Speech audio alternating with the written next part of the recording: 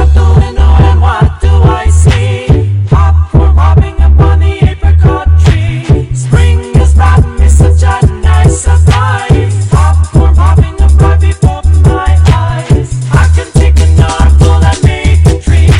A popcorn bar that would smell so sweet. It wasn't really so, but it seemed to me. Popcorn popping up on the apricot tree.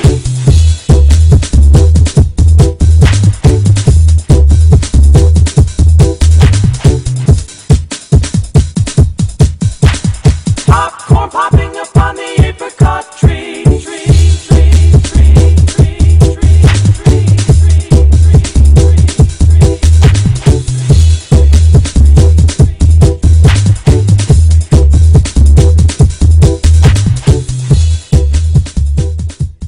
I take getting up at 6:30 very seriously. It's game time! Some people don't know how important it is to wake up at 6:30.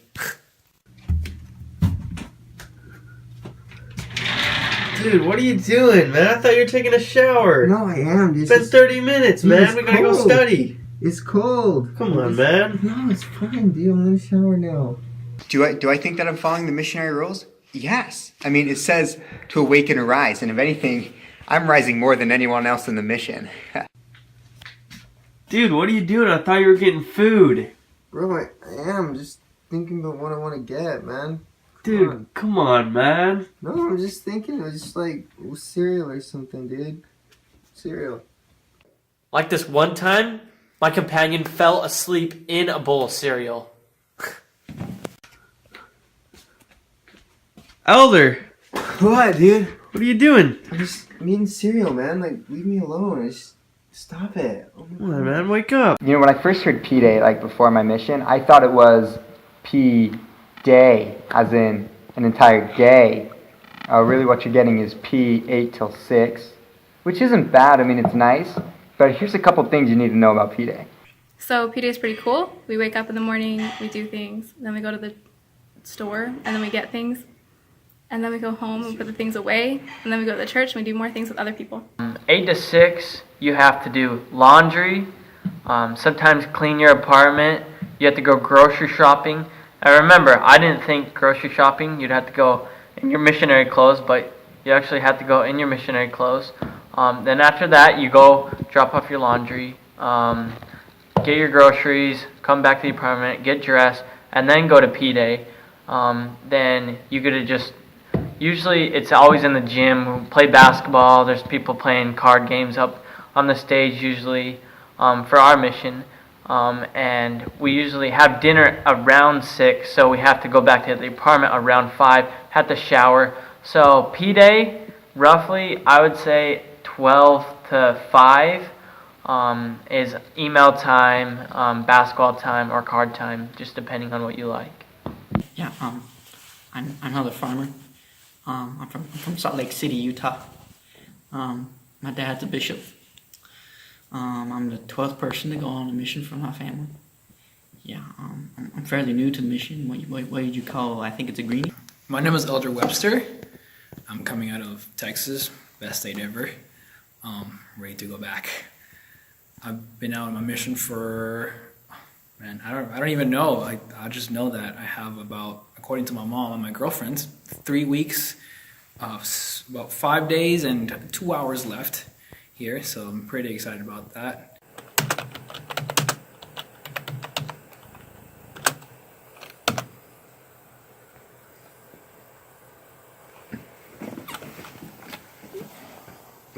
What? What you doing there, Elder? Oh, I'm just picking my classes. Oh, okay, cool. Yeah. Have fun with that. I'm just gonna be over here emailing. Yeah, don't you have to email President? Wow.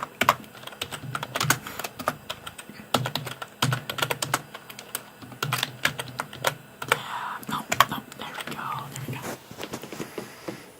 That's how it's supposed to be, right? Oh, yeah, definitely. Oh, okay. Elder Farmer is always wearing his proselyting clothes. He sleeps in them. He works out in them. He even showers in them. it's kind of weird, man. I don't know. 42. Sit-ups, let's go. My trainer never shaves. Hey, Ella Webster, man. Like, What's up? when are you gonna shave? I can like literally see your beard, bro. Oh yeah. I have this condition that I can't shave every day. What's it called, man? Yeah. I am tired of listening to the same songs again.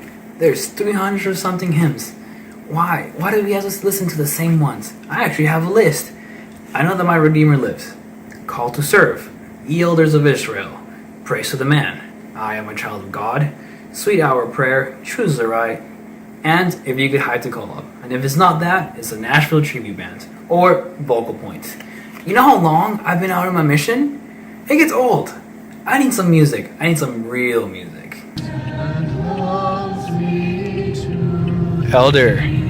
What? What is this? This is Motab, man. It's Coach. No, man. Let me show you some real music real quick. Come on, no. Hey, I'm your trainer. Motab. Listen, honey. You Listen. can't stop Motab. I'm gonna show you real music. That's what I'm talking about. Chance, baby.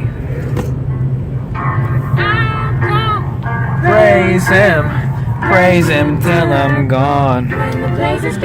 Go where? Up. Yeah. You know, I think my door approaches are spectacular. Howdy, sir. We're missionaries from our church, from Church of Jesus Christ, the Light of the Saints. I need to do better as a trainer. It's just so awkward. I feel uncomfortable, honestly. Okay, so we're coming back from visiting a member, and she was just speeding, and I was like, you need to stop. You know, like, she does this every day. It's not just once. So it's like 100 times a day. I'm not even exaggerating. It's just so bad, and you know, I get scared because I don't know what's gonna happen.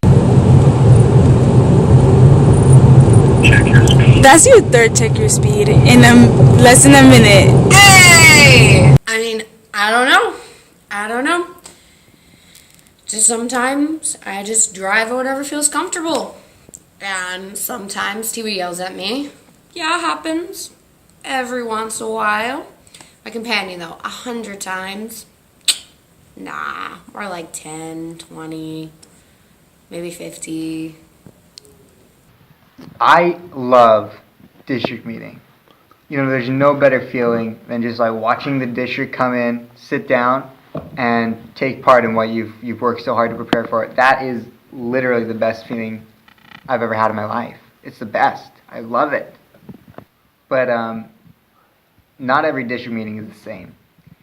I think there's a lot of different district meetings. Of course, it depends on what kind of district leader you have. Some people will have you sat around a table. Some people will have you outside. It's kind of luck of the draw. Whoever your district leader is gonna do what he wants to do, and that's what I love about district meeting is there's so many different kinds. There's so many options. The last district meeting we had was really fun. We had kind of this talent show thing, and they were teaching about conversion, and I loved it. Elder Dye. Oh, he put on this amazing magic show. We'll show you some clips of this, I'm sure. Is that what we're going to do? I want you to pick a card. Just pick any card, honest. Okay. Pick a card. No, I don't want to look. We have a lot of Jesus. Let's pick something that's not Jesus. Okay, I'll tell you. You have your card picked. Yes, I'm showing the audience right now. Yeah, don't show me. Okay. I just want you to sign the back of it. Sign the back of it. You know that Joseph Smith brought the true church on the restoration. And I just want to bear my testimony that I know that this is the only true church. Verse 41. Wait, what is that? What? Show the audience. The card that signed is in the Book of Mormon. You can pass it around. I did rip it up. And just when you thought, it was all over, like Elder Dye was going to steal the show, boom, boom, boom, boom. Every single act was just a firecracker. I leave that with you in the name of Jesus Christ. It's just really sad. But if we change our perspective, we change our view, we become converted. We had a rap, a co-rap. It wasn't a rap battle. It was like a rap of togetherness about conversion, which was just fire. Hold up, wait a minute. Conversion is a process. Church at his house where we take the sacrament and go, testimonies grow. That's my favorite part. Makes me want to pray like everything, but that's just the start, not the second part. We got patience because he's our example. We gotta keep trying. Our faith never died. So members are pretty cool. Sometimes. Some of them are loving and they want to help you. And others are, well, they really couldn't care less. But that's okay. We just keep going. Sometimes dinners are interesting. You find out things about the members you didn't really want to know, but now you know them. So that's good. That's the first step. I think kind of the second step is just, letting the members know you. But oftentimes they don't really want to know you because you're just a missionary. How do you like having sister missionaries in your ward? Well, when I heard that we were getting sisters, it just broke my heart. Like, by elders, what the heck? I remember when we first got sister missionaries in our ward, and it was kind of a new experience for us because we had elders before that. And so I started going out visiting with the sisters about once a week, like Thursday nights. And we'd visit members of the ward, active members, less active members, part member families. Give us what you do as a ward mission leader. Like, what is your role as a ward mission leader? Well, what is my role? My role is it's almost like a go between the members and the missionaries, and the ward is supposed to find people for the missionaries to teach. Oh,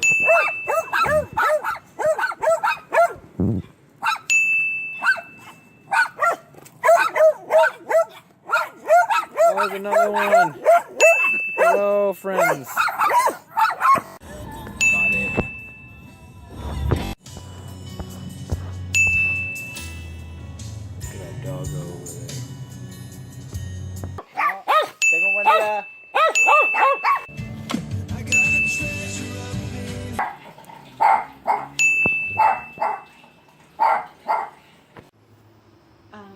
Reading the Book of Mormon and learning. I'm not gonna. Hey.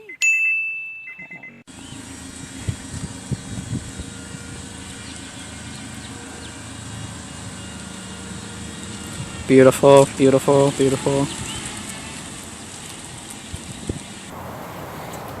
Hey there. So let's talk about service. Service is an opportunity that we have as missionaries to go out and help the people. It's a time where we can get out of our missionary clothes and get in our street clothes and help the members or even investigators. So I think there are a couple times where you see the funniest stuff on your mission. A is when you're just out like walking around tracting or whatever, and B is during service. There have been things I've seen on service that to this day blow my mind. Elder, why is it so humid out here? I don't know, it's like really humid out here. It's like I know, it's like someone turned on a humidifier Oh, wait a second. outside. Service is one of those times where you get to kind of see different aspects of the missionary work. You're in a different setting, you're doing a different thing, and more than anything else, you're helping people out. And that's what I really love about service.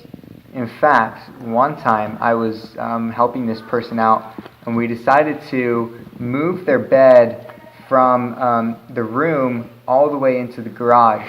And as we were doing so, I saw this insanely massive flying spider. And I said, "Oh no, a flying spider!" And it turned out it wasn't a flying spider at all. It was instead just this freakishly large mosquito hawk, as they call them. And I will remember that time until the day I die. But what do you love about service? What do I know about service? What do you love about it? What I love about it, when other people serve me, that's what I really love. It's called karma. I love it. I love when people serve. I thought these folks are... I like service personally. It's one of my favorite things to do. What's up, little dude?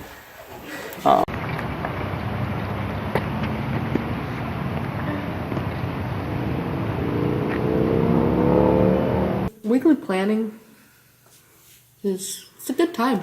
For Lit and Brit, I think we're gonna have a lesson this week on Wednesday. My favorite part about weekly planning would be planning for the ward. We had this thing where we did volleyball every weekend, but the ward didn't like that. So now we're doing book club, and a lot of people are coming to book club. Well, yeah, like 3 or 4 people are usually coming to book club. Doesn't always go that smoothly though. I mean, usually there's distraction and exhaustion and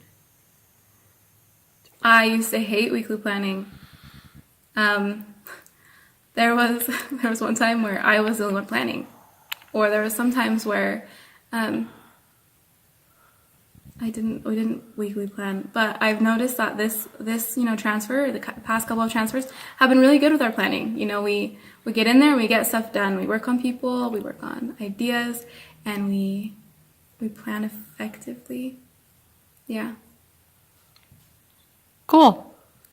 And the winner is Scooter. And then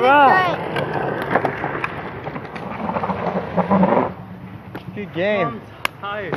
What happened with the bike race was we were out in the park right next to our apartment contacting people, and this kid in a 3-wheel bike, big wheel, I don't know what they call them, and a scooter, they just come up to us, and Elder Doubleday. We didn't talk to them, which is pretty funny. They just come up to us and they're like, "Hey, who you talking to?" Because Elder Doubleday was looking at himself through the tablet, and the kid thought we were FaceTiming somebody. So it was a really good conversation starter. But then from there on out, like, we ended up just getting really close to the kid, and he was like, "Hey, you want to try?" And after that, we just started racing. It was just a good time. Next thing you know, we have 3 kids lined up, ready to do a circuit around the park. It was honestly the best time contacting I've ever had on my mission, perhaps in my life. Okay.